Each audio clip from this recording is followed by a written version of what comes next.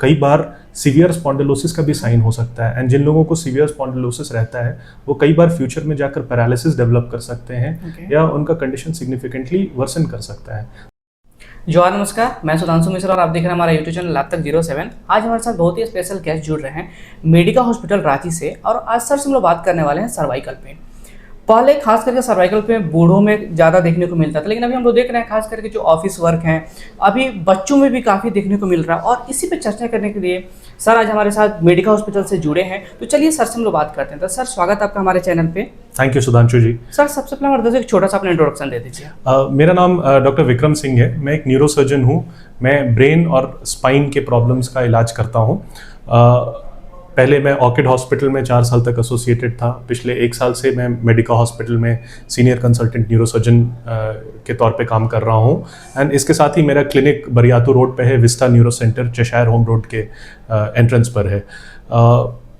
मैं ब्रेन और स्पाइन के सर्जरीज में स्पेशलाइज करता हूँ। सर, सबसे पहले आपसे हम लोग जानेंगे सर्वाइकल पेन होने का मुख्य कारण और लक्षण क्या है। देखिए, सर्वाइकल पेन यानी नेक पेन एक बहुत ही कॉमन प्रॉब्लम है। एंड इसका सबसे कॉमन कॉज स्पॉन्डिलोसिस है। ये एक वर्ड है जो हर कोई जानते हैं, लेकिन इसका डिटेल्ड अंडरस्टैंडिंग लोगों में नहीं है। तो जिस तरह से कोई भी जॉइंट उम्र के साथ खराब होता है या समय के साथ खराब होता है, जैसे घुटना तो सब कोई जानते हैं, उसी तरह से रीढ़ भी समय के साथ रीढ़ में भी कुछ चेंजेस आते हैं जिनको डिजेनरेटिव चेंजेस बोला जाता है। एंड इस पे उम्र भर जो लोड पड़ता है उसके साथ रीढ़ में जो खराबियाँ आती हैं उसकी वजह से पेन जनरेट होता है कुछ समय के बाद। एंड इसी को लोग कॉमन टर्म्स में cervical pain, neck pain, spondylitis in terms से एक्सप्रेस करते हैं। क्या सर्वाइकल पेन किसी गंभीर समस्या का संकेत हो सकता है?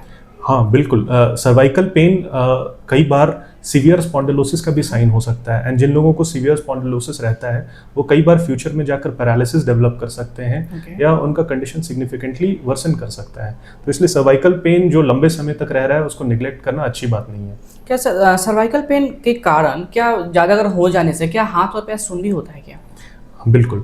तो हमारी जो नसें होती हैं वो गर्दन से ही होकर जाती हैं। गर्दन से कुछ नसें निकलकर हाथों में जाती हैं, बाकी नसें नीचे पैर में जाती हैं। इसके साथ ही पेशाब की जो नसें होती हैं, मोशन की जो नसें होती हैं, ये भी इसी रास्ते से जाती हैं।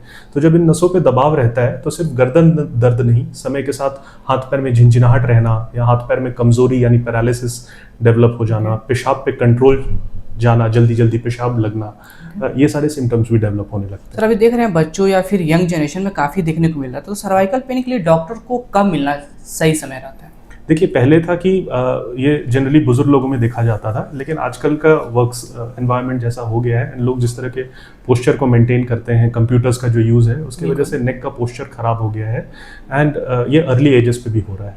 तो कोई भी पेशेंट जिनको सर्वाइकल प्रॉब्लम्स 1 हफ्ते से ज़्यादा से रह रहा है एंड वो खुद ब खुद रिजॉल्व नहीं हो रहा है, या नॉर्मल जो आपकी दर्द की दवाइयाँ रहती हैं उससे रिजॉल्व नहीं हो रहा है, ठीक नहीं हो पा रहा है, उनको डेफिनेटली एक स्पेशलिस्ट स्पाइन सर्जन की ओपिनियन लेनी चाहिए। सर, इसके लिए कौन सा फिजियोथेरेपी एक्सरसाइज सबसे ज़्यादा फायदेमंद होता है? देखिए, इन एक्सरसाइजेस को आइसोमेट्रिक नेक एक्सरसाइजेस बोला जाता है। ये बहुत सिंपल एक्सरसाइजेस होते हैं, इनमें कोई वेट्स इन्वॉल्व नहीं रहते हैं। इन पे मल्टीपल वीडियोस भी अवेलेबल होते हैं। ये ऐसे एक्सरसाइजेस जो बैठे बैठे किया जा सकता है। एंड इनमें बेसिकली अपने नेक मसल्स को रेजिस्टेंस के अगेंस्ट मूव करना रहता है। ओके, सर्वाइकल पेन से कैसे बचा जा सकता है और इससे राहत पाने के लिए क्या करें? 2-3 चीज़ें। सबसे पहला और सबसे इम्पॉर्टेंट है रेगुलर एक्सरसाइज, जिसमें नेक के एक्सरसाइजेस और बैक के एक्सरसाइजेस बहुत ज़रूरी हैं, खासकर वर्किंग प्रोफेशनल्स के लिए। नंबर 2, अपने पोस्चर का ख्याल रखना, खासकर जब आप काम पर हैं या लंबे समय तक बैठे हुए हैं। एंड नंबर 3, जो भी वर्किंग प्रोफेशनल्स हैं उनको साल में एक बार अपना विटामिन डी लेवल्स चेक करना चाहिए। ये अक्सर वर्किंग प्रोफेशनल्स में लो रहता है। ओके सर, सर्वाइकल पेन का ट्रीटमेंट क्या है और इसमें सर्जरी की कब जरूरत पड़ती है?